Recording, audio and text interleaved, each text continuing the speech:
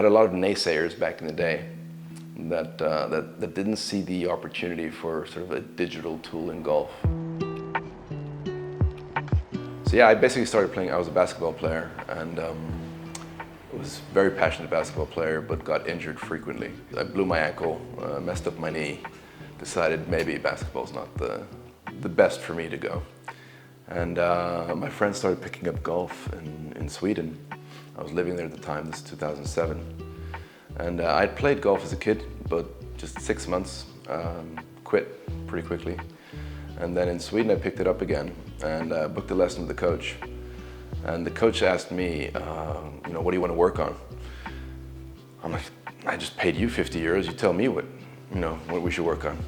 And basically that was the first time that I thought, how about, if I could collect data and share it with my coach, then I could probably improve a little faster, because I'm a bit of a data nerd myself. And this was pre-iPhone, just before the iPhone was launched, so tech wasn't really a thing, and it wasn't really my thing either. I wanted to get a prototype done, and it would have cost me 300,000 euros at the time. And I'm like, okay, well, don't have that kind of money. So I just parked the idea, moved on with my life.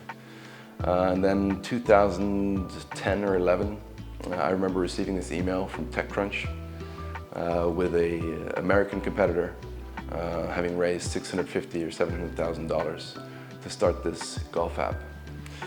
And when I got that, I'm like, wait a minute, that was my idea from back in the day. And normally you'd probably say, okay, someone else is doing it, that's it, we're done. But I decided, you know what, I want to give this a shot myself. I think we can do this better.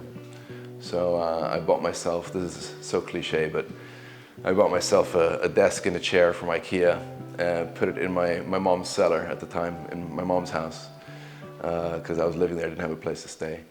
And I started thinking of the business plan for Hole19, and also started mapping golf courses myself. So I sat down on Google Earth and started plotting golf courses in Portugal. It took me about 7 or 8 hours for each course. And that's sort of how the idea came about. I was working at an agency at the time, building iPhone apps, ironically. Not from the software side of things, but from the business side of things. And they wanted to offer me a full-time job. I was working part-time. And when they offered me a full-time job, I'm like, you know what, I see a bunch of developers, see some designers. I have this idea. How about we partner up? You guys build this idea, and we become partners, shareholders. And yeah, they agreed. And a couple months later, we had a prototype, and that's how Hole19 was born. Well, I think one of the biggest mistakes that I made in the early days was trying to look for money before actually looking for customers. Everyone's like, this is not big enough, this is a niche. Even though golf is a $100 billion industry, people just thought of it as a niche, and let's be honest, it is. So I went around looking for money and wasted quite a bit of time on that. We didn't figure out how to raise money. So I'm like, okay, well, now we need to figure something else out. So we were charging for the app at the time. Money wasn't really, we weren't really making much money. So we decided, we'll have to figure something else out. This is not gonna grow. We're not making money to pay bills, and we're not being able to raise money. So we're literally on the verge of thinking, hey, maybe this isn't working out. And we probably had 1 month of payroll left. I took the last money I had, flew to Germany, bought a ticket, I booked the taxi. I paid 60 euros for this taxi to go to this one investor's office, who didn't know about golf, but he was a business angel. I knock on the door, and the secretary says, you know what, Frank's not here. I'm staying here until Frank comes.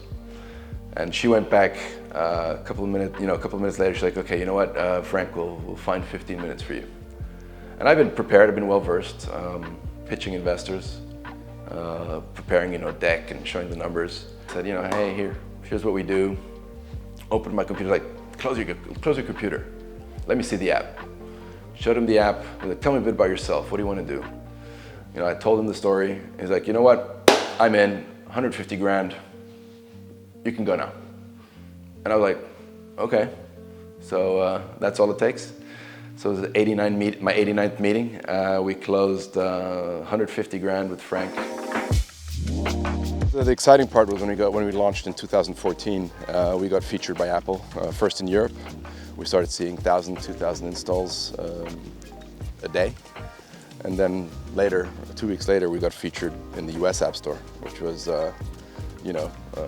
10,000 to 20,000 installs a day. And that was a real game changer for us at the time.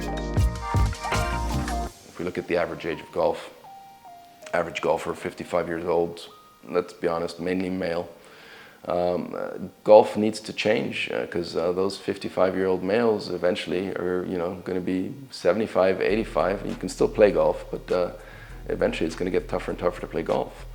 So we need new people coming to the game, and I think with the modernization of the game and bringing in, we'll attract new people, and with that, it enables companies like ours to flourish.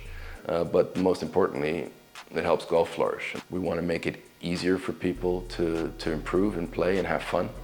And I believe, I know that when I'm not playing well, I'm not having too much fun. And I've broken a club or two, or three. But we want to help golfers improve faster through the tools that we've built.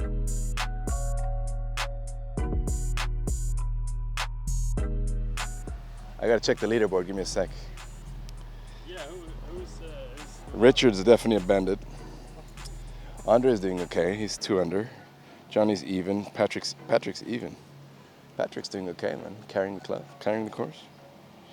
Francisco's not doing too great, Ben's not doing too great. It is what it is. So that's a benefit of owning your own golf app. You've got a live leaderboard. Yep, definitely see what everyone's doing, there's no lying.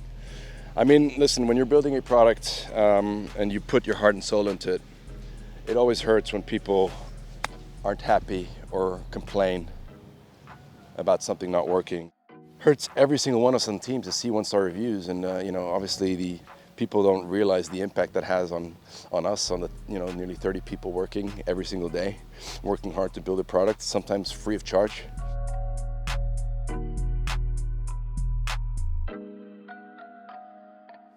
That was a close one.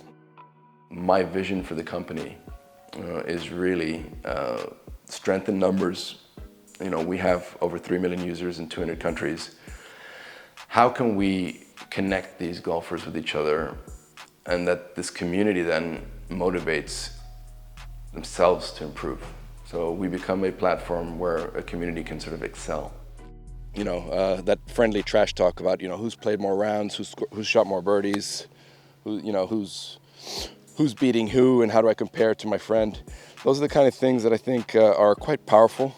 And it's not about a real social platform where I'm broadcasting to hundreds and hundreds of people. It's more about that close group of friends that I have, those 6 to 20 golfers that I have that are sharing experiences together. And we just want to be a platform for that.